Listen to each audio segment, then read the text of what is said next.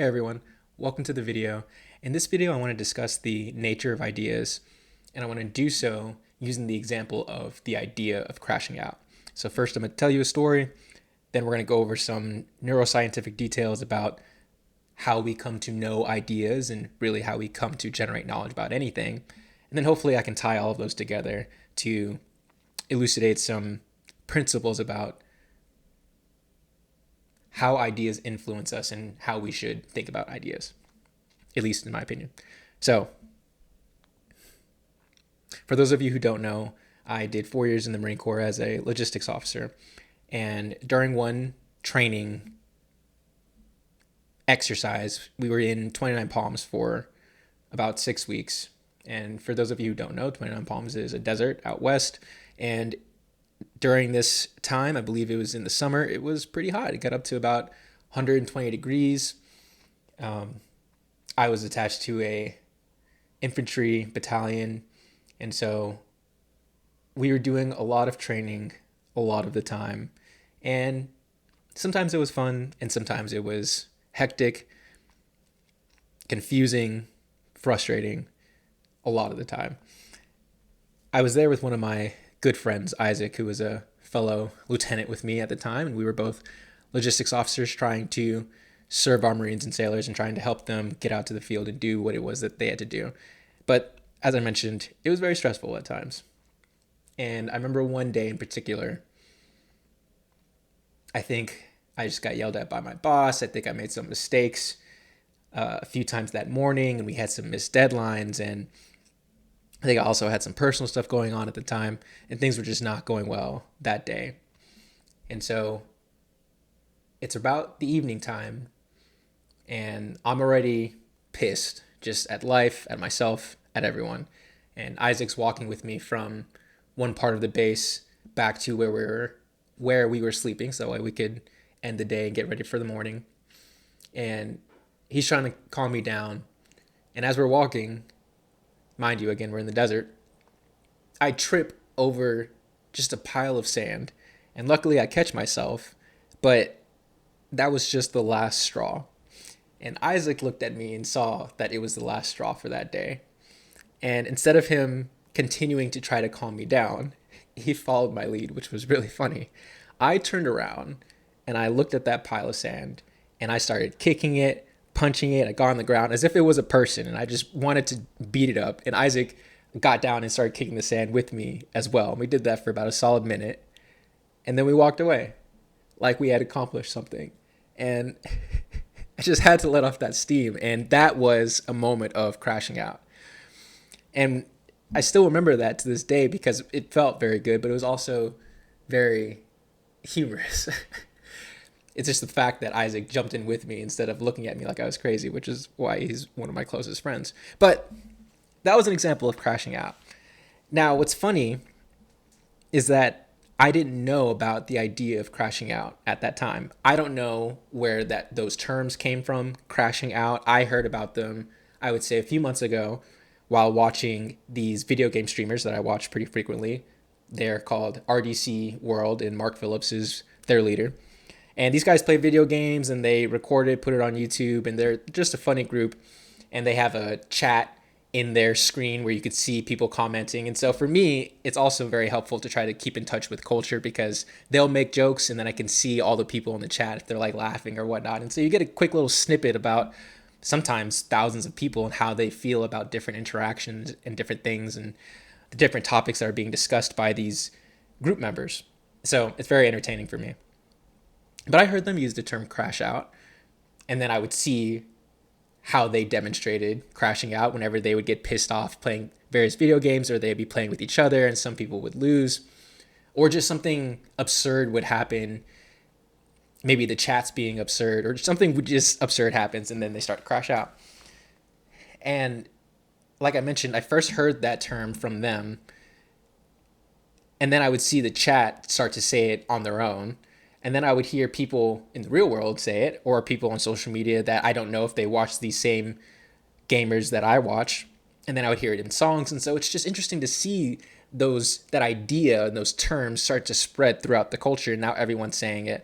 And it makes me think about, why is it that some words or ideas spread and others don't?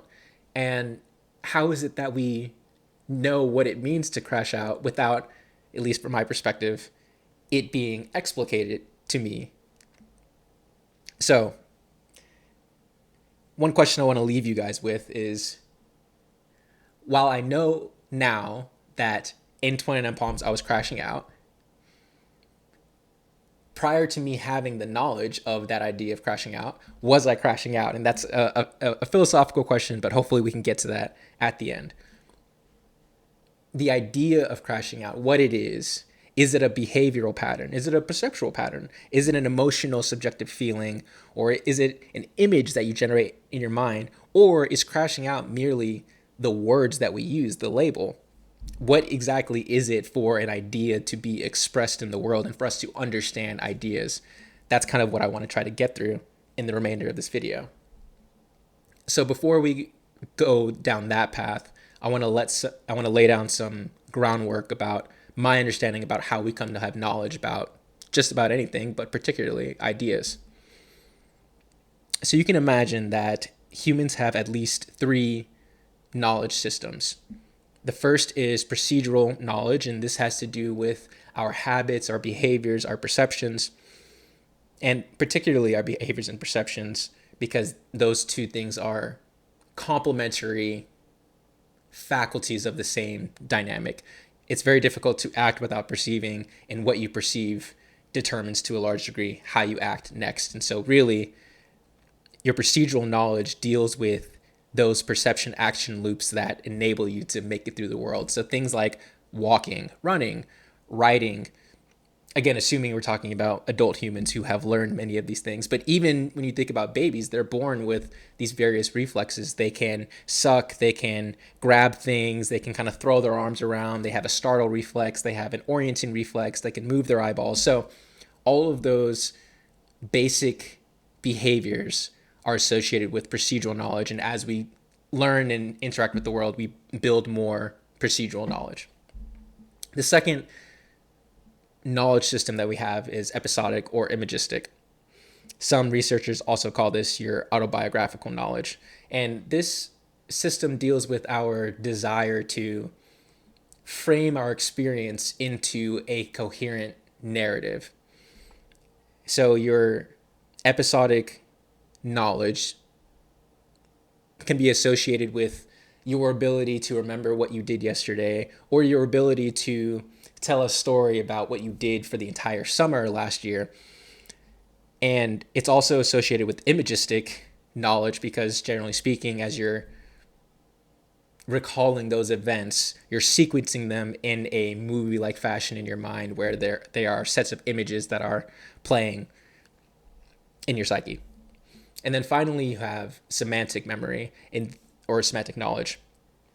And this deals with your knowledge about facts, your declarative knowledge, your phone number, your address, your name, different facts that you've collected over your life that you can articulate in words primarily.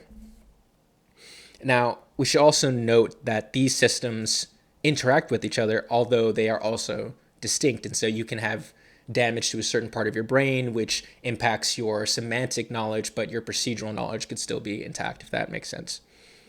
The way I'm trying to conceptualize it is that you have a knowledge hierarchy.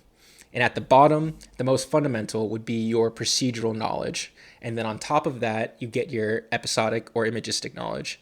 And then at the pinnacle would be your semantic knowledge. And as you move up this hierarchy, the knowledge and information that you're dealing with becomes more abstract. And as you move down, it becomes more concrete. Now, what is an abstraction? And this is important because of how I'm going to define what an idea is. An abstraction is a representation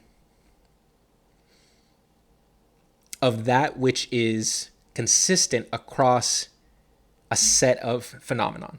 So when you generate an abstraction, you're creating a unified pattern that represents regularities across instances. So if you have 10 apples in front of you, you can hold every single apple up and they're all different, and they'll have different colors, different weights, they'll feel different. The contours of like their shapes look different. But then you can also generate an image of this set of apples, and that image becomes a categorical reference point that can point to any of the apples, but at the same time is not the same thing as any of those specific instances of apples. And then you can abstract even further. So we have the physical apples in front of us. Imagine that. And this would be associated with your procedural memory, with your ability to interact with all of these individual apples and observe and perceive their details. Then you can generate an image that represents the apples. And then you have the word or the concept that can represent the image which represents all the individual apples. And so apple, the idea of apple, can be represented at different layers of your knowledge hierarchy. And that's key I think that's something that's crucial to understand as we continue to try to investigate what it is that ideas are. So what is an idea? I think one way to define an idea is as an abstracted pattern of experience. The thing is, it's not obvious to me whether or not ideas exist in isolation, because we have to know ideas. For me to talk to you about crashing out, I have to have some sort of knowledge about what crashing out is. And given what I just discussed, we have these three forms of knowledge, this knowledge hierarchy. And so for me to tell you about the idea, to know what it is to crash out, it has to find its expression somewhere, either at the procedural, imagistic, or semantic level, or it can be expressed in some combination of those three forms of knowledge. And so to talk about an idea without talking about it conceptually, imagistically, or procedurally, I don't understand it. And that doesn't mean that you can't do it. That's just where I'm at right now as far as the limitations of my thinking and my theorizing. So an idea is an abstraction. Perhaps ideas, in the ways that most people think of them currently, are really in conceptual form, but they also can be represented in image form, and they can also be embodied to the point where we can act them out. Let's go back to the story. I didn't have the concept of crashing out when I was jumping the sand. I didn't even have the image of crashing out, perhaps. But if you were to rewind time and go back and watch what I was doing, and you had the concept of crashing out, you would say, yeah, he's crashing out. So what does that mean for the idea of crashing out? Did it exist prior to the first person uttering those words in that way to signify frustration and to signify a form of aggressiveness? Or is the idea only in concept form?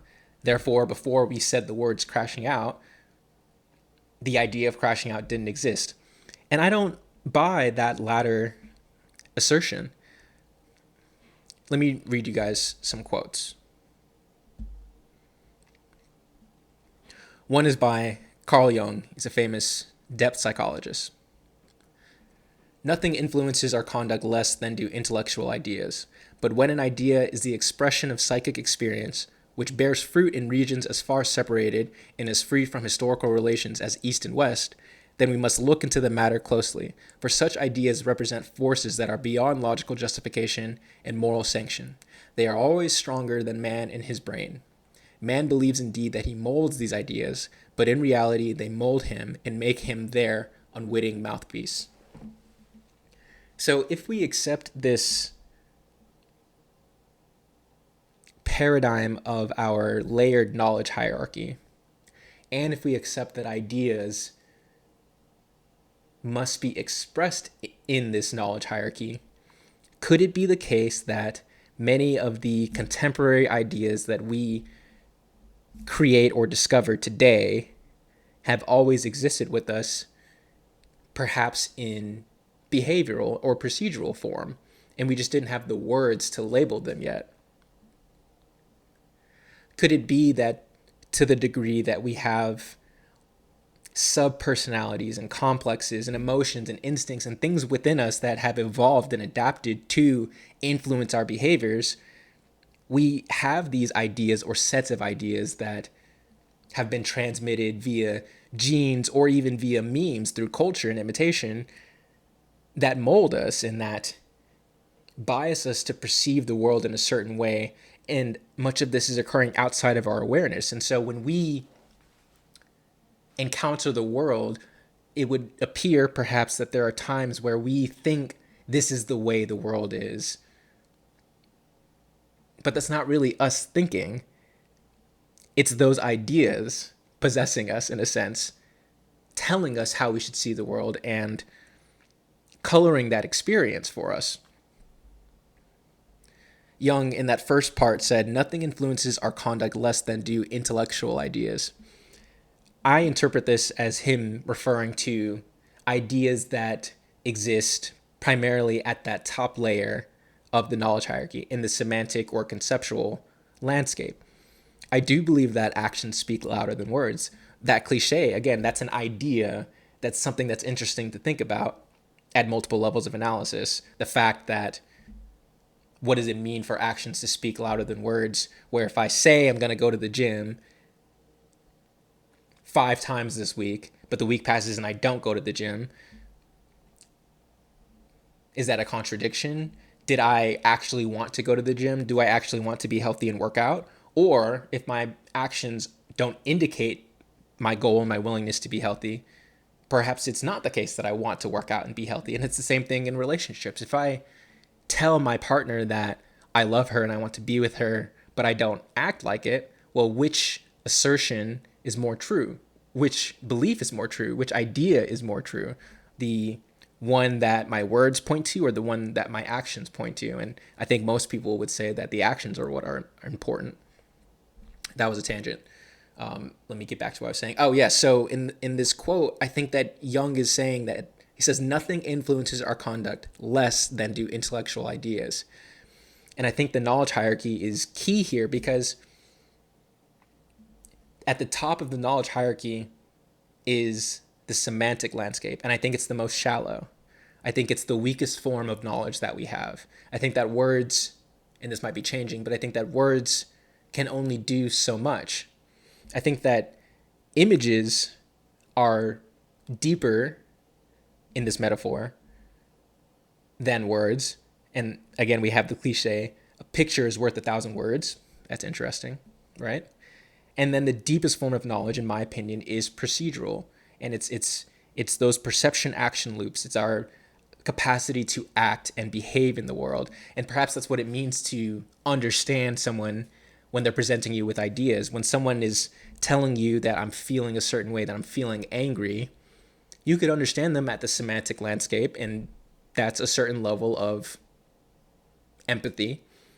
You could also understand them in an imagistic or episodic landscape. Maybe you relate to them times that you were angry, and so you're pulling from your episodic memory there. Or maybe you understand them at all three levels of analysis, and most particularly at the procedural level of analysis, where you could predict their behaviors. And as they're telling you how they're feeling, you are empathizing so deeply that you could say, man, if I was going through what you're going through right now, I would just want to punch a wall, or I would just want to go to the gym and go work out. Like I feel like I would have all this energy that I just need to get rid of. And they would say, yeah, that's right. That's correct. That's exactly how I feel. And perhaps that's why I think that's what it means to understand people, but also ideas and concepts at different levels of analysis. It's one thing to just be able to repeat the words that someone says to try to convey your understanding, but it's another thing to be able to know how they're going to act. And I think that conveys a way deeper mode of understanding.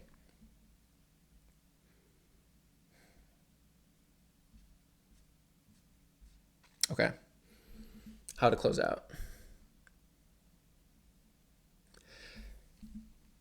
Crashing out. It's a funny term. It does so much. Like, why is it that crashing out fits? Why did that term catch hold?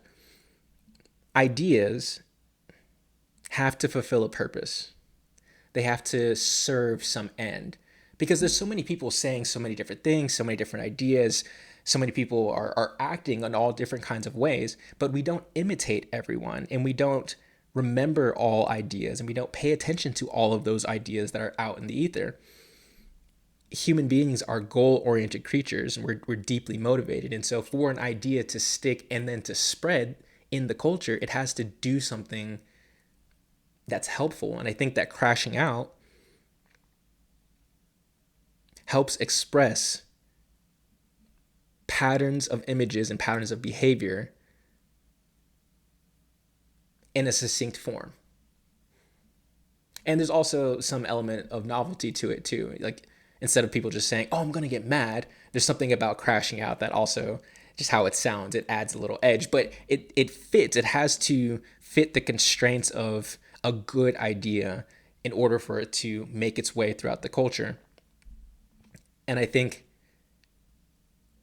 part of those constraints also relate to our knowledge hierarchy, where the words crashing out fit with the images of someone crashing out, which, and those images are patterns of behaviors of someone throwing a video game controller, or pushing their chair back, or knocking out a screen or something, just getting frustrated because something is not going their way. And there's that concordance with that idea that I think is evidence for its validity.